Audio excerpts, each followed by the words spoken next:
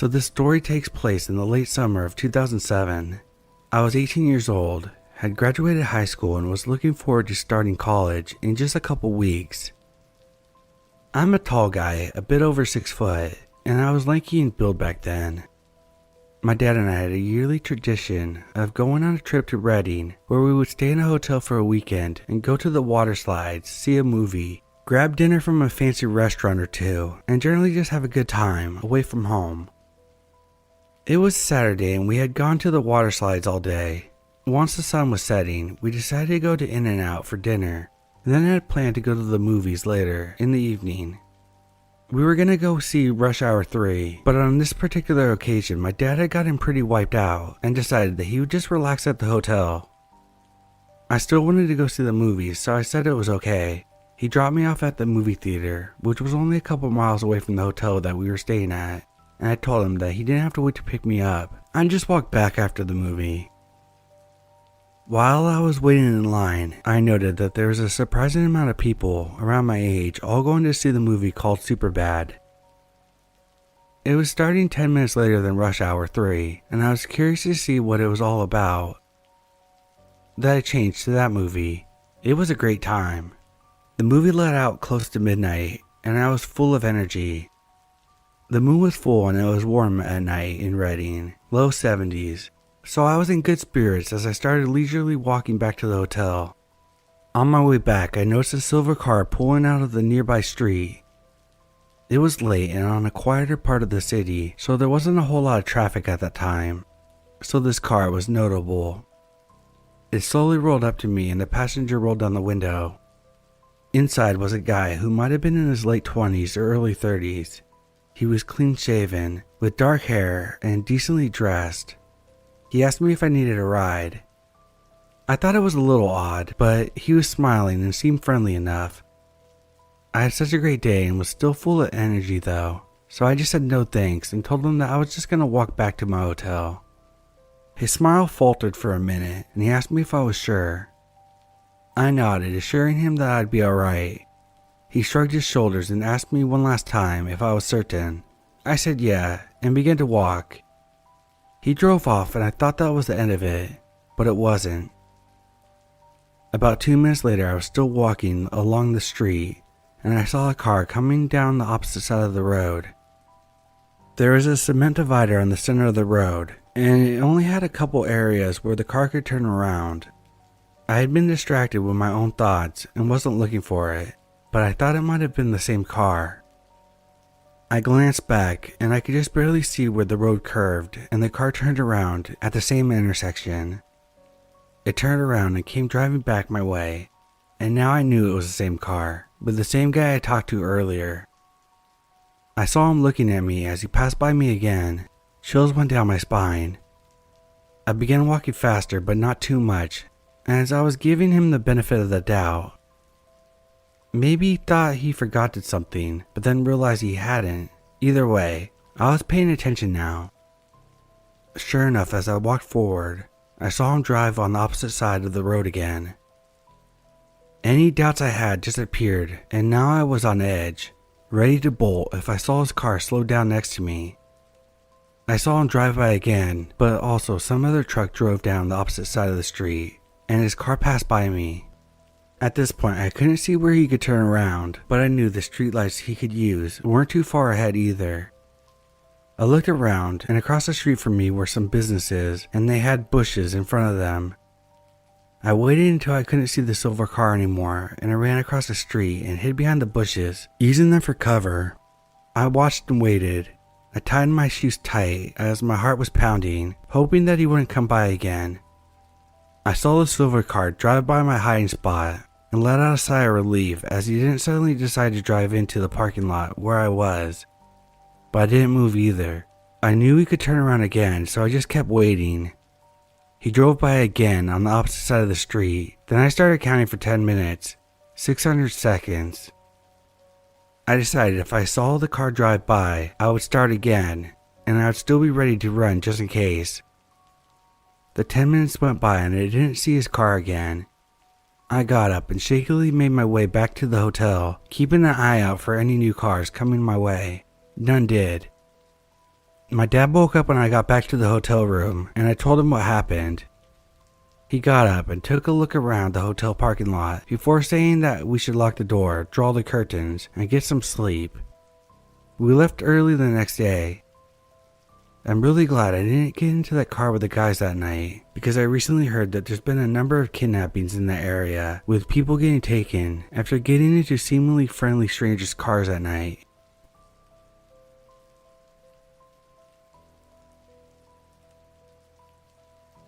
I'm a 20-year-old male.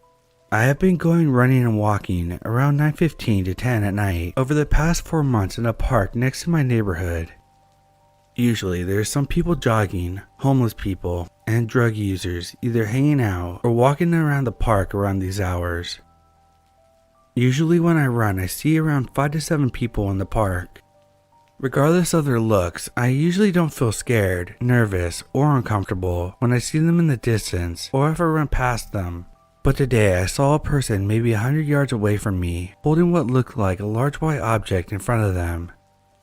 I'm not sure if it was because of the caffeine I took before my walk, but when I saw that, I immediately got anxious and got this feeling that something was not right. I was debating myself whether to keep running in the park or not. But after a couple seconds, I just decided to sprint back to my house. This is the first time I ever felt like this since I started running at night.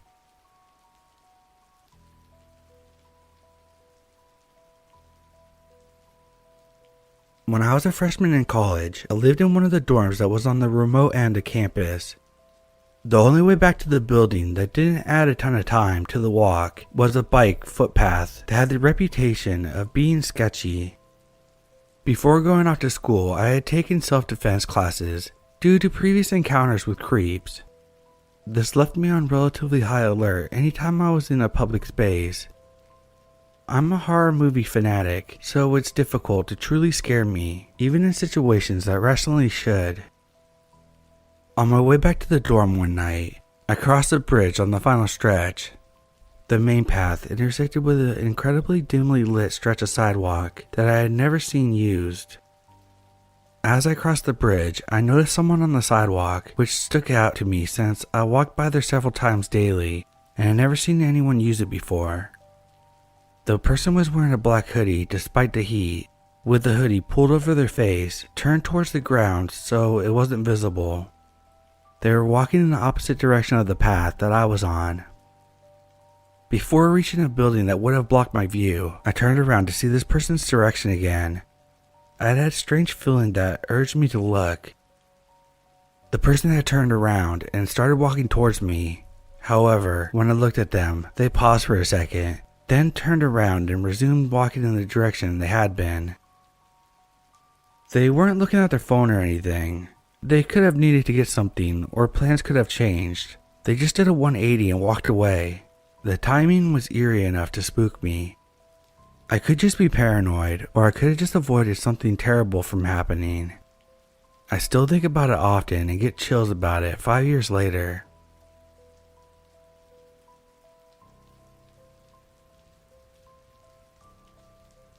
I'm a female. This happened this summer when I was 20 years old, in my sophomore year of college. I stayed in the area with some roommates, rather than going home for the summer. Being in a relatively safe area, Santa Barbara, California, I went out for a 4-mile run after dark. About halfway through the run, I noticed someone biking behind me. I occasionally glanced back to check on them. I was on a relatively main road at this point, so luckily for the most part, I wasn't alone with this guy. I only made 2 turns that he copied me on, so I wasn't convinced at this point that he was following me. The thing that freaked me out though was that he was matching my pace perfectly. And keep in mind, I'm not a fast runner. A bike should easily surpass my pace. So I finally get to the point about a half mile from my apartment when I have to turn off the main road to get home. I decided to play it safe and go to the gas station and call my roommate to pick me up. I was hyperventilating at this point. What was even more comforting was that I recognized the cashier who also went to my college. Thankfully my roommate answered and was a short drive away and headed over. When I walked out of the gas station, I noticed the biker standing by his bike on the corner opposite the gas station. As soon as I got in the car, he jumped on his bike and pedaled off.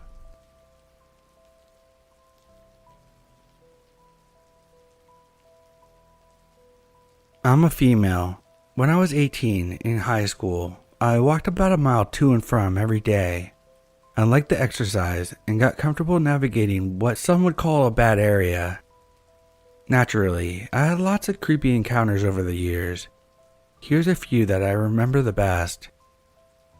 1. It was the start of summer before my junior year. I was a few months shy of 16, and I have always looked incredibly young for my age. I'm still mistaken for a younger teenager, so that should give you a good sense of how young I looked. I just started going down the road to my neighborhood when a couple in a beat-up white car pulled up beside me. The man looked significantly older than the woman that he was with. I can only describe him as haggard. He had this 1,000-yard stare that immediately raised red flags. It was almost like he was staring straight through me. The lady in the passenger seat had bad teeth and looked as though she had been picking on her skin for years. Another red flag. She asked me if I needed a ride, and I remember she had a really kind, warm voice, but the smile wasn't genuine at all. Given that it was less than a quarter of a mile from my house, and I was creeped out, I respectively declined. They peeled off, and I booked it the rest of the way home. Number 2.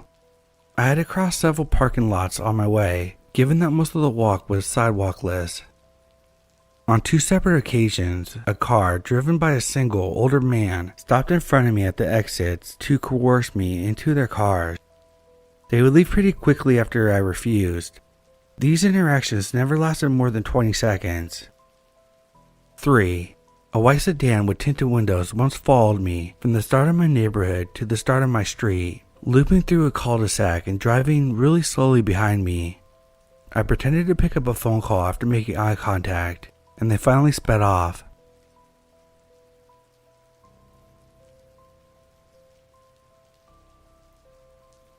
At the time, I was 15, walking to church on a Sunday morning by myself. It was around 9 a.m., and there's this big black SUV sitting in an empty parking lot. As I walked by an older man, maybe in his 30s, he called me from his window asking what my name was. Again, I was only 15, so I was naive and assumed that maybe he knew me or my family. We were in a small town. I stopped and told him my first name. He nodded his head towards me, bit his lip, and responded, "Come over here." This is when I realized something was wrong. I ignored his invitation and practically ran the remaining 2-minute walk to my church. Luckily, he didn't follow me. As an adult now, I wish I would have taken a mental image of his license plate and called the cops. Was he lurking in that parking lot waiting to find the perfect prey? Or did he just need to ask me a question? Directions? Who knows? But judging from his demeanor, I don't think it was innocent.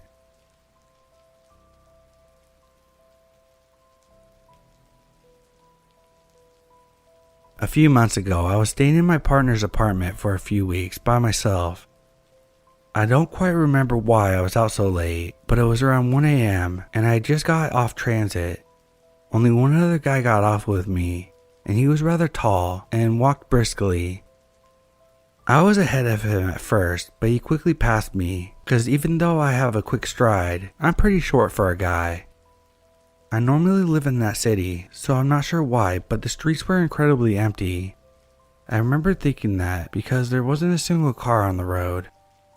We were literally a 5-minute walk away from the major university, so it was very odd not to see a single person or car. The only lights on were the street lights.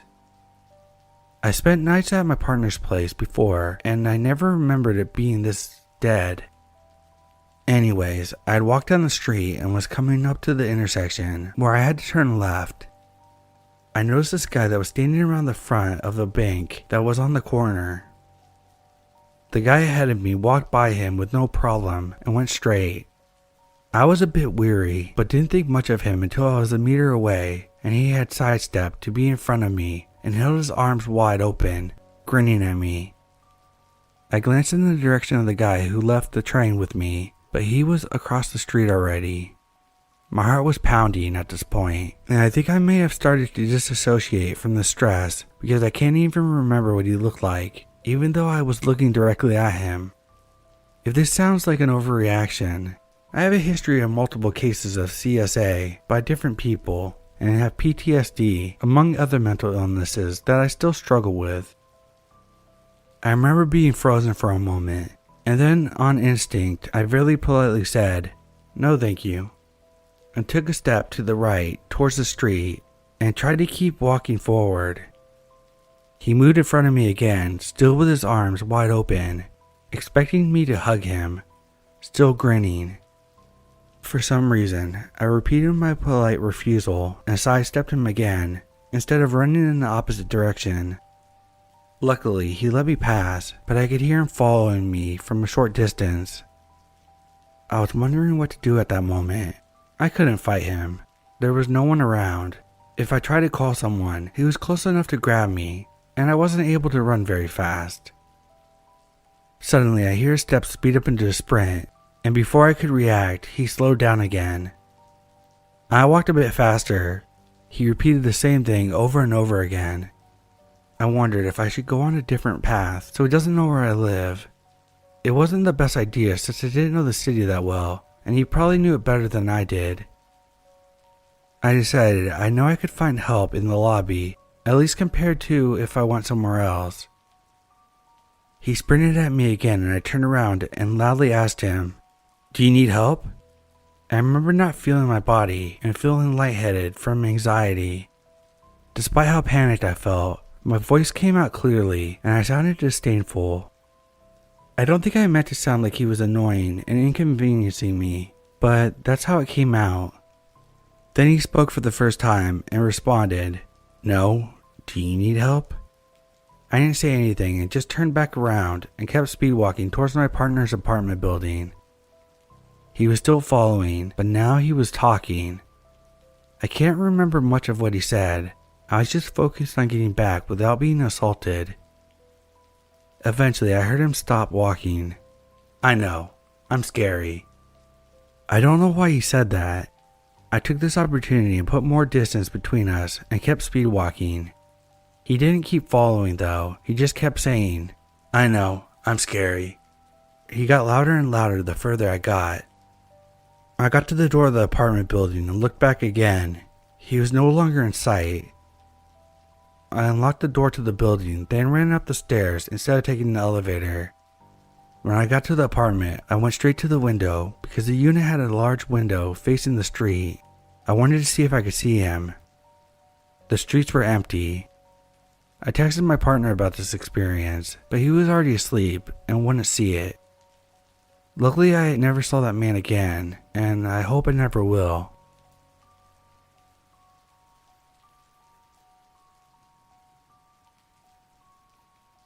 I was walking home from work at 10 p.m., feeling tired and anxious.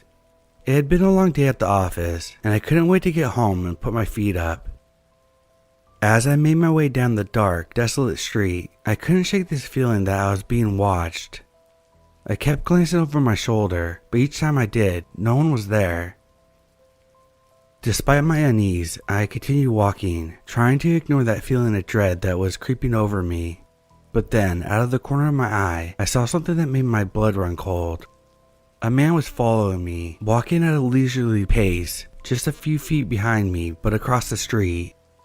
He was tall with broad shoulders and had this menacing look in his eyes. In his hand, it looked like he had a knife as the street lights were shining off of it. Panicked, I quickened my pace, but the man did the same. Now I could hear his footsteps pounding the pavement behind me. He was getting closer and closer with each passing second. I knew I had to do something or he would catch up to me. I looked around, searching for any kind of help, but the street was empty and the windows of the buildings were dark. I was completely alone. With no other options, I started to run. I sprinted down the street, my heart pounding in my chest and my breath coming in short, ragged gasps. I could hear the man behind me. His heavy footsteps were pounding on the pavement as he chased me. As I ran, I could feel my fear giving way to desperation. I didn't know how much longer I could keep going. I was getting tired and the man behind me was getting closer and closer. Just when I thought that I couldn't run any further, I saw a glimpse of hope. Up ahead, I could see the entrance to the subway station. If I could just make it there, I could lose the man in the crowds and get to safety. With a renewed sense of determination, I pushed myself harder, sprinting towards the subway entrance. I could still hear the man behind me, his footsteps getting louder and louder as he closed the distance between us. I was so close, I could almost taste it. But then, just as I was about to reach the entrance, I felt a sharp pain in my leg. I looked down and saw the man had thrown the knife at me, and it had lodged itself into my thigh. Despite the pain, I didn't stop. I gritted my teeth and kept running, dragging my injured leg behind me. I could see the entrance of the subway station, and I knew I had to get there. With one final burst of energy, I stumbled through the entrance and into the semi-crowded station. I looked around, hoping to see a police officer or something who could help me, but I was just met with a sea of indifferent faces. I was alone, and I knew that the man with the knife was still out there, looking for me. I had to get out of there fast. I limped to the nearest train, hoping to find a safe place to hide, but as I boarded the train, I heard a voice behind me. "There you are. I've been looking for you." I turned to see him standing on the platform, a larger knife in hand. He was smiling, and I could see the madness in his eyes. I knew I had to act fast. I grabbed the nearest thing next to me, which happened to be a newspaper. I used it to shield myself, and the man actually lunged at me with a knife. I could feel the blade slicing the paper, but it didn't reach my skin. I fought back, using all my strength to push the man away from me. He stumbled backwards, but didn't fall. Instead, he regained his balance and came at me again, his eyes blazing with anger. I knew I couldn't hold him off much longer. I needed to find a way to escape. I looked around, searching for an exit, but the train was literally packed with people doing nothing, and there was nowhere for me to go. Just when I thought all was lost, I heard the sound. The man with the knife fell to the ground, and I saw a police officer standing over him with his taser out. "Are you okay?" one of the officers asked me, rushing over to me. "We've been looking for this guy for weeks, and we're glad we finally caught him." The officer helped me to my feet. "You're safe now." As he led me off the train, "We'll make sure you can't hurt anyone else." As I left the train station in the ambulance, I knew I would never forget the terror of that night, but at least I was alive and safe. This happened many years ago, and he's still locked up to this day.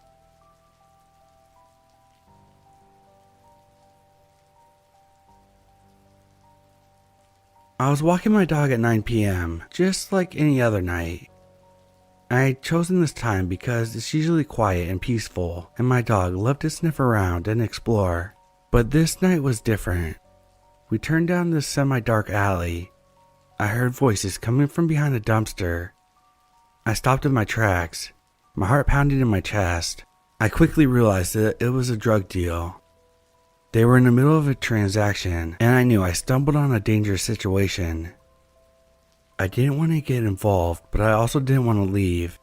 I was afraid if I walked away, the drug dealer would see me and follow me. I looked around, trying to figure out what to do. I spotted a convenience store to the right, and decided to make a run for it. I grabbed my dog's leash and started to run. I could hear the dealer shouting behind me, and I knew he was coming after me. I ran as fast as I could, my heart pounding in my chest. As I reached the convenience store, I threw open the door and ran inside. I spotted a cashier behind the counter and ran over to him. "Please call the police. There's a man outside with a gun, and he's after me." The cashier looked shocked, but didn't hesitate. He picked up the phone and dialed 911. Within minutes, the police arrived. The drug dealer was arrested, and I was able to go home safely. I was shaken, but I was grateful that I had made it out of that situation alive. From that day on, I never walked my dog at night again. I knew that danger could strike at any time, and I didn't want to put myself or my dog at risk.